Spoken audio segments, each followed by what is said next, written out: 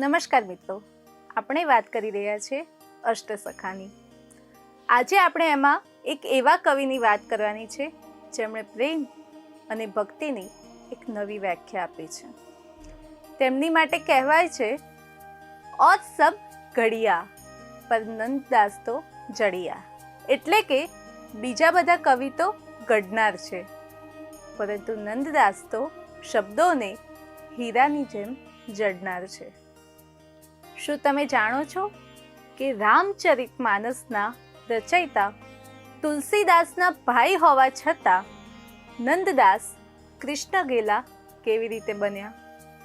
કઈ રીતે એક સ્ત્રીની આસક્તિ તેમને કૃષ્ણ સુધી ખેંચી ગઈ? આજે આપણે નંદદાસના જીવન ચરિત્ર પર એક નાનકડી ઝલક કરીએ. નંદદાસનો જન્મ 16મી સદીમાં ઉત્તર પ્રદેશમાં ગોકુળ નજીક રામપુર ગામમાં થયો હતો. તેઓ સનાતન પરંપરાના જ્ઞાની બ્રાહ્મણ હતા અને સંબંધમાં તુલસીદાસના નજીકના ભાઈ થતા હતા. આમ તો તે રામાનુજ સંપ્રદાય સાથે જોડાયેલા હતા અને રામભક્ત હતા, પરંતુ કહેવાય છે ને, જેનું ચિત્ત ચપળ હોય તેના વિશે પ્રભુ કંઈક અલગ જ વાત ઘડીને બેઠા હોય છે. એકવારની વાત છે, નંદદાસજી કાશીથી દ્વારકાની યાત્રાએ નીકળ્યા, પરંતુ કુરુક્ષેત્ર પાસે તેઓ એક ગામમાં અટવાયા. ત્યાં એક પરમ સુંદર સ્ત્રી પર તેમનું મન મોહિત થઈ ગયું અને તેઓ ભિક્ષા માંગવાના બહાને દરરોજ તેના દ્વાર પાસે આવીને બેસી જતા. એકવાર તે પરિવાર ગોકુળની યાત્રાએ નીકળ્યો અને નંદદાસ પણ તેમની પાછળ પાછળ ગોકુળ ગયા. અને આ જ હતો તેમના જીવનનો સૌથી મોટો ટર્નિંગ પોઈન્ટ. ગોકુળ પહોંચ્યા બાદ જ્યારે યમુના પાર કરવાની વારી આવી ત્યારે નાવિકે તેમને સ્પષ્ટ ના પાડી દીધી અને ત્યારે તેમના મનમાં આત્મજ્ઞાન થયું. તેમને થયું, હું હાડ માંસના ચામડા પાછળ આટલો ગેલો થઈ ગયો છું, ત્યારે આ સૃષ્ટિ રચનાર વિધાતા કેટલા સુંદર હશે.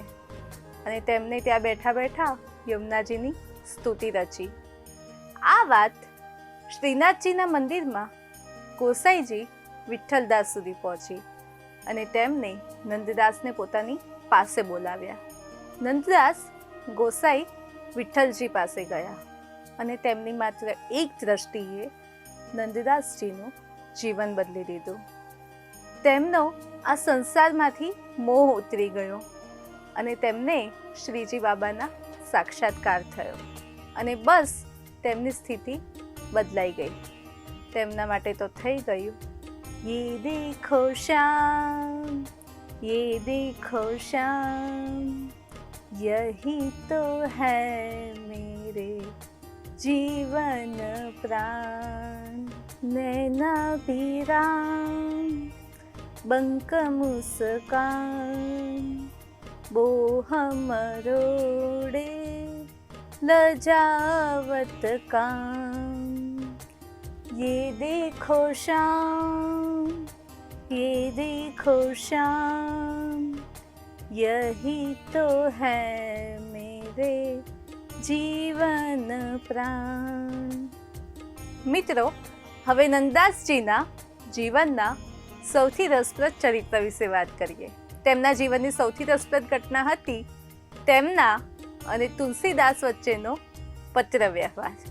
એકવાર તુલસીદાસે નંદદાસને એક પત્ર લખ્યો અને કહ્યું, કહા કમી રઘુનાથ મેં છોડી કુલ કી કાની.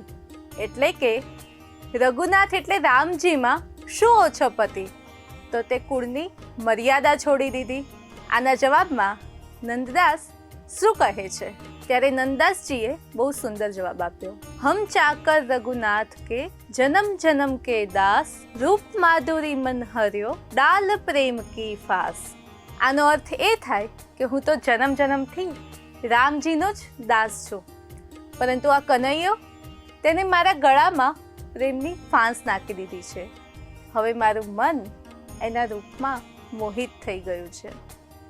ત્યારબાદ ફરીથી તુલસીદાસ નંદદાસને પત્ર લખે છે અને તેમને અયોધ્યા કે ચિત્રકૂટમાં રહેવા કહે છે. ધામ રૂચે તો રહો અયોધ્યા, પુરી રૂચે રહો કાશી, વન રૂચે રહો દંડક વન, ગીરી કામદ અવિનાશી.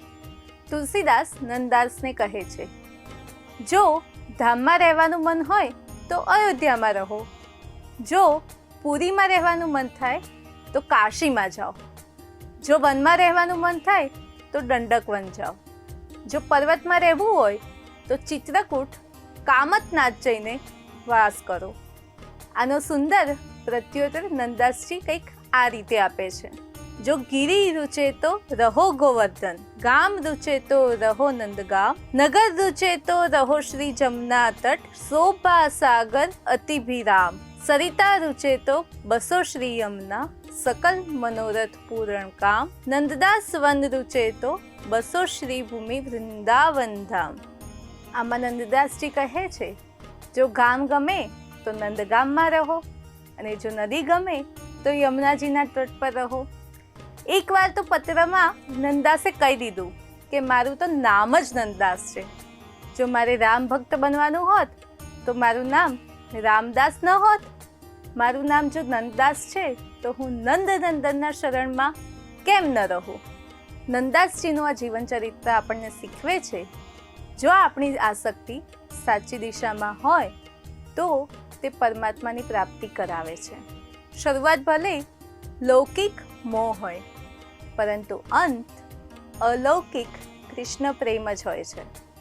આ વિડીયો તમને કેવો લાગ્યો કમેન્ટમાં જણાવો અને આવા જ વિડીયો જોવા માટે જોડાયેલા રહો બેનિફિટ મનોરંજન સાથે.